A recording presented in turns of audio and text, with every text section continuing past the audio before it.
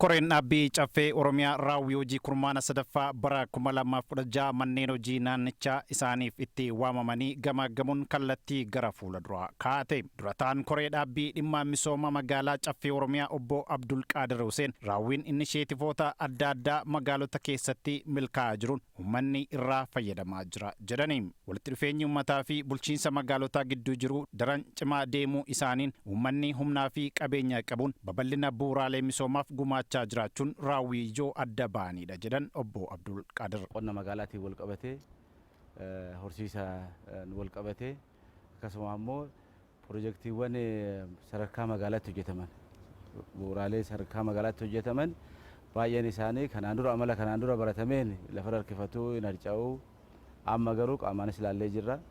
Magaalonni baay'ee waan ofii isaaniitti karoorfatan sana raawwataa jiru jechuudha. Qindoominni uummataatii fi qindoominni bulchiinsa magaalotaa jidduu jiru yeroodhaa gara yerootti fooyya'aa dhufee jira jechuudha. Kenni tajaajila uummataaf kennamaa jiru rakkoo qabaachuu fi gabaasi ragaa sobaas bal'inaan jiraachuun himameera. Piroojeektoonni magaalota keessatti sadarkaa naannoon hojjetaman harkifannaa waan qabaniif dhimma yeroo itti aanutti irratti hojjetamuu qabudha jedhan obbo Abdul Qaadir. Qabatamaadhaan amma uummata biratti tajaajilli kennamaa jiru sun quufinsi uummataa jira.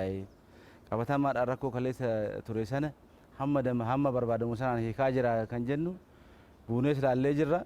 Rakkootu jira jechuudha. Koreen dhaabbii dhimma bulchiinsa seeraa fi qabeenya namaa caffee Oromiyaas raawwii hojii baatii 9 sektoroota mootummaa isaa jala jiranii qorateera. Rakkoon nageenyaa godinaalee Oromiyaa keessa ture furamaa jiruun nagaa fi tasgabbiin bu'aa jira. Kenni tajaajila qaamolee haqaa jijjiirama waan qabuuf hojii cimee itti fufuudha jedhan durataan koree dhaabbii dhimma bulchiinsa seeraa fi qabeenya namaa caffee Oromiyaa obbo Gabree Urgeessoo. Hojiin gama nageenya mirkaneessuutiin hojjetame keessattuu kurmaana kana fooyyeedha jechuun danda'ama. Tasgabbiin gaariin jalqabee jira.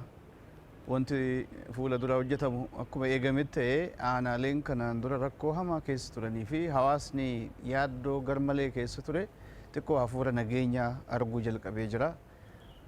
Gama hojii misoomaallee fuula deeffachuu jalqabee jira. Hojiiwwan misoomaa sababa kanaan dadanqamanis jalqabanii socho'uu eegalanii jiru. Manni murtii aadaa aanaalee hunda keessatti humna guutuun waan hojiitti hin galleef xiyyeeffannoo gaafatas jedhaniiru. Manniin murtii aadaa iddoowwan itti tajaajilli isaanii dhaqqabummaa isaanii sababa nageenyaan waan adda addaa sababeeffatamee waliin gahinsi isaa uwwisni isaa iddoo hin dhaqqabin jira. Dhimmoonni akkasii kun xiyyeeffannoo barbaadu.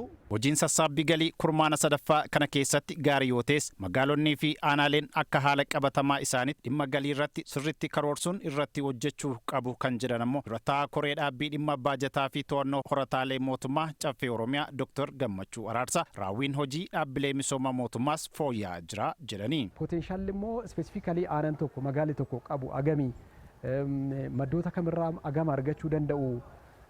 Tooftan ittiin galiin sun sassaabamuu danda'u maali kan jedhu kun sirriitti waan xinxalamee gadi bu'ee hin fakkaatu. Gubbaarraa gadi bu'ee poteenshaalli walii galaa jira ammas waan hin haalamne keessa garuu ispeesifikalii aanaa fi magaalaa irratti maal kan jedhudha.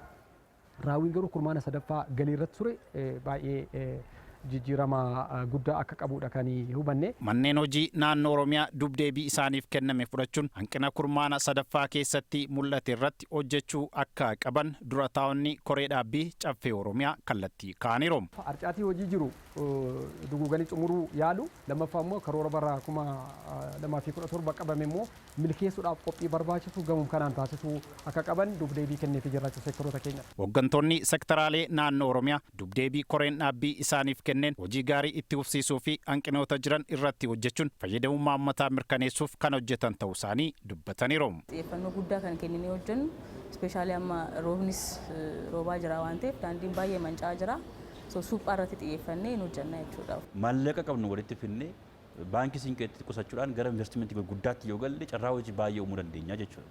Kanaaf hanqina iddoo kanatti qabnus sirreessuu waan barbaannuuf daldala hawaasummaa kan jennu kan akka sabaatti akka ollaatti maatirra dabarrees waliin hojjechuun aadaa waliin hojjechuu kun baratamuu qaba. Godinaalee baay'een fakkeenyaaf Qellam Wallaggaa rakkoo keessa ture. Amma fooyyee godina fooyyee qabuudha. Wallagga Lixaas rakkoo keessa ture. Amma godina fooyyee qabuudha. Horroo akkasii Gujii lamaan akkas turanii amma sadarkaa fooyyee qaburra ga'anii jiru.